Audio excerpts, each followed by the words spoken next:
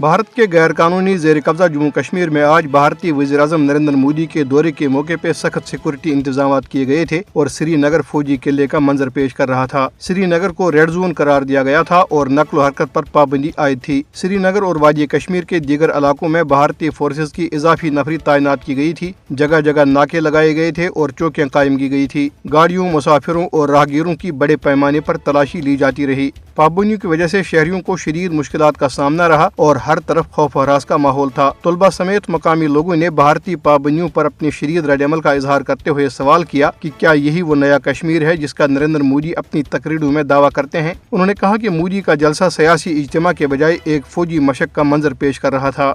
कुल जमाती हुर्रियत कॉन्फ्रेंस के सीनियर रहनुमा शब्बीर अहमद शाह ने नई दिल्ली की तिहाड़ जेल से एक पैगाम में भारत की तरफ से मकबूजा जम्मू कश्मीर में जारी आलमी कवानीन की खिलाफ वर्जियों की शदीद मजम्मत की। उन्होंने कहा कि भारत ने मकबूजा जम्मू कश्मीर की खुसूसी हैसियत खत्म की, कश्मीरियों के तमाम बुनियादी हुकूक सलब किए और अब नाम निहाद इंतखाबात का डोंग रचाकर आलमी बरादरी की आंखों में धूल झोंकने की कोशिश कर रहा है। शब्बीर अहमद शाह ने कहा कि मकबूजा इलाके में नस्ल कुशी, आबादी के तनासुब में तब्दीली की कोशिशों और जबर इस्तेबदाद के दीगर हथकंडों का सिलसिला बदस्तूर जारी है और भारतीय फौजी इंसानियत के खिलाफ संगीन जराइम का इर्तिकाब कर रहे हैं।